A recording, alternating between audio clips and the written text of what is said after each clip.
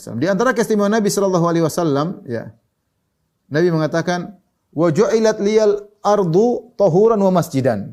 Dijadikan bagiku bumi atau tanah sebagai alat bersuci, bisa tayamum, wa masjidan, dan sebagai tempat ibadah.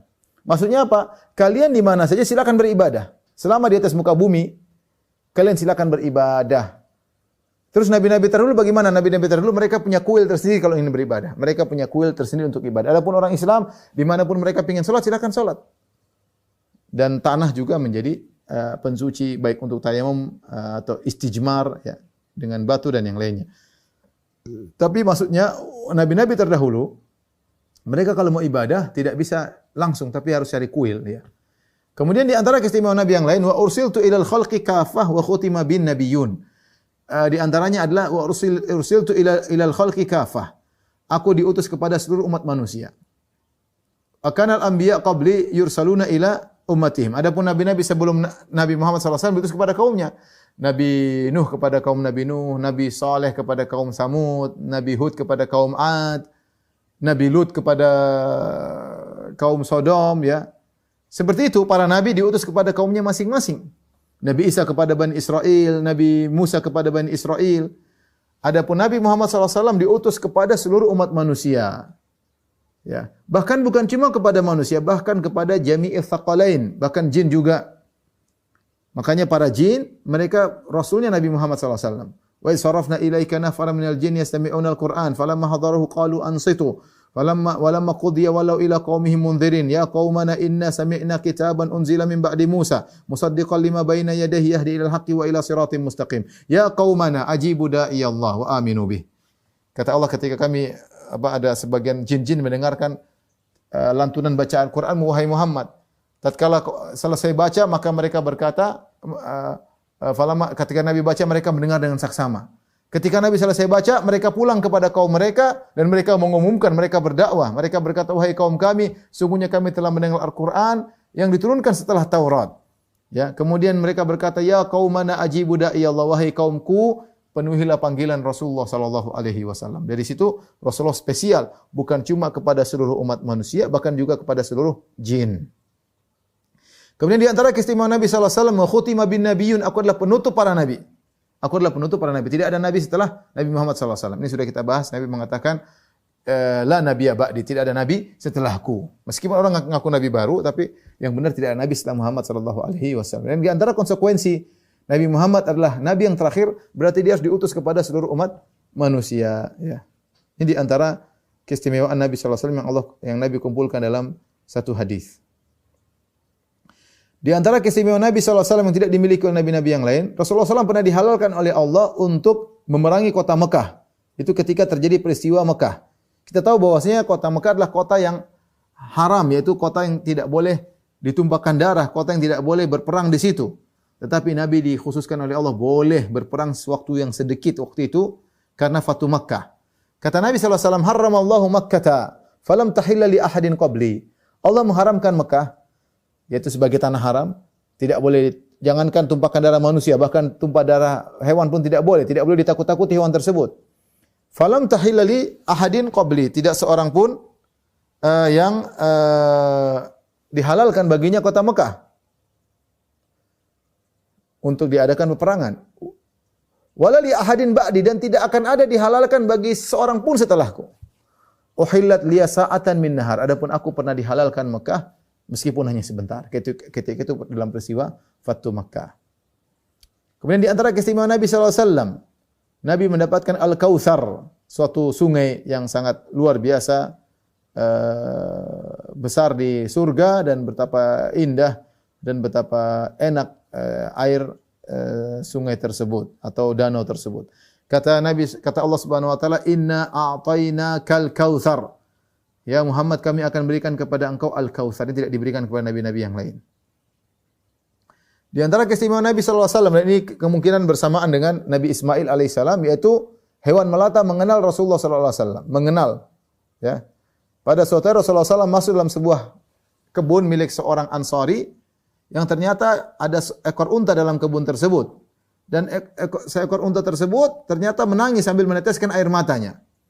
Maka Rasulullah SAW pun mendatangi onta tersebut. Rasulullah SAW mengusap telinganya dan pangkal lehernya. Onta tersebut menjadi tenang. Rupanya dia ngomong sesuatu kepada Nabi SAW. Lalu Nabi bertanya kepada pemilik onta, ada apa gerangan? Ya. Kemudian beliau berkata, "Ama tattaqillah fi hadhihi al-bahima allati mallakakaha Allah." Tidakkah kau bertakwa kepada Allah dalam ngurusin hewan ini yang Allah telah menjadikan engkau memilikinya? Innahu syaka ilayya. Sungguhnya ontamu ini mengeluh kepadaku. Annaka tuji'uhu wa tud'ibuhu. Dia mengeluh, engkau selalu buat dia lapar dan lelah. Bayangkan ya.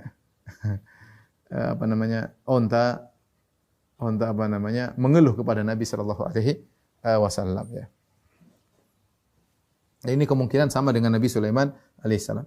Kemudian di antara keistimewaan Rasulullah SAW juga bisa melihat orang-orang di belakangnya. Sebagaimana Nabi lihat depan, Nabi lihat ke belakang seperti Nabi lihat depan. Rasulullah SAW pernah bersabda, "Hal tarawna qiblati hahuna?" Wahai para sahabatku, tidakkah kalian lihat bahwasanya kiblatku di arah depanku? Fa wallahi ma yakhfa alayya khusyu'ukum wala ruku'ukum. Demi Allah, tidak ada yang samar bagiku tentang khusyuk kalian meskipun kalian di belakangku, dan bagaimana rukuk kalian meskipun kalian di belakangku. Inilah arakum min wara'i dhahri. Sungguh aku melihat kalian dari belakangku. Ini Nabi di antaranya bisa melihat meskipun mata Nabi di depan, tapi Nabi bisa melihat apa yang dilakukan di belakangnya. Timbul khilaf di kalangan para ulama, apakah keistimewaan Nabi ini ketika bisa melihat yang di belakang sebagaimana melihat ke depan? Apakah ini khusus ketika Nabi sedang salat? Karena Rasulullah SAW mengatakan, "Ma yakhfa alayya khusyu'ukum wala ruku'ukum." Kekhusyukan kalian ketika salat, rukuk kalian ketika salat tidak samar bagiku. Apakah Nabi bisa melihat ke belakang hanya ketika salat atau secara umum? Ada khilaf di kalangan para ulama.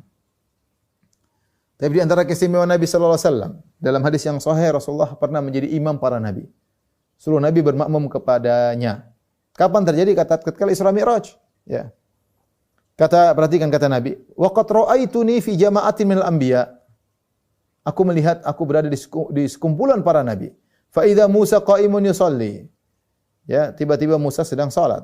Fa idza rajulun darbun. Tiba-tiba aku melihat dia adalah seorang yang kekar, ja'dun, rambutnya keriting, ka'annahu min rijali Shanu'ah, seakan-akan dia dari kabilah Shanu'ah. Wa idza Isa bin Maryam alaihi salam qa'imun yusalli. Tiba-tiba aku lihat juga Nabi Isa sedang salat. Aqrabun nasi bihi syabahan Urwah bin Mas'ud Ats-Tsaqafi. Orang yang paling mirip dengan Nabi Isa adalah Urwah bin Mas'ud Ats-Tsaqafi. Ya. Wa idza Ibrahim alaihissalam qa'imun yusalli. Tiba-tiba ketika aku Mi'raj, aku melihat Ibrahim juga salat. Asbahan nasi bihi sahibukum. Yang paling mirip dengan Ibrahim adalah kawan kalian. Aku, ini Muhammad sallallahu alaihi wasallam. Paling mirip dengan Ibrahim. Fahanati salat, tiba-tiba tiba waktu salat. Fa'amamtuhum, maka aku pun mengimami mereka. Masya Allah, Nabi padahal Nabi yang paling terakhir, paling belakangan. Ketika mereka kumpul, Nabi disuruh jadi imam di kalangan para nabi. Kemudian di antara keistimewaan Nabi Muhammad SAW, yaitu qarinnya masuk Islam. Kata Nabi SAW, "Ma minkum min ahadin illa waqad wukkila bihi qarinuhu." Tidak seorang pun dari kalian kecuali ada qarinnya, minal jin, dari kalangan jin. Itu yang menamai dia. Qalu wa iyyaka ya Rasulullah, apakah engkau juga ya Rasulullah punya qarin, ya? Apakah engkau juga punya qarin? Maka Nabi sallallahu alaihi wasallam mengatakan, "Wa iyaya." Iya, saya juga punya qarin, ya. Illa annallaha a'anani alaihi. Tapi Allah membantuku untuk menguasainya, fa aslama, maka dia pun masuk Islam. Fala ya'muruni illa bi khair.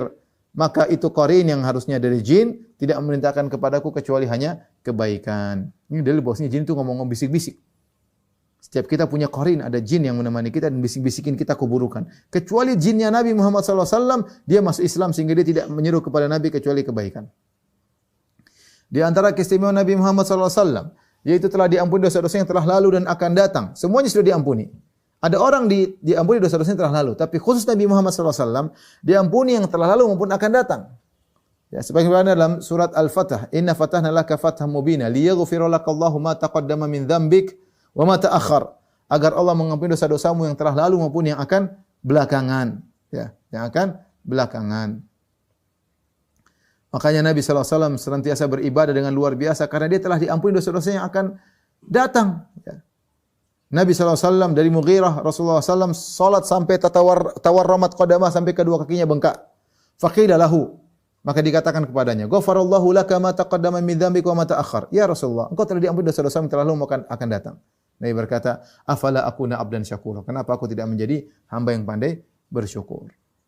Kita dosa yang telah lalu belum tentu diampuni, enggak jelas, apalagi dosa akan datang. Rasulullah SAW diampuni yang lalu maupun akan datang.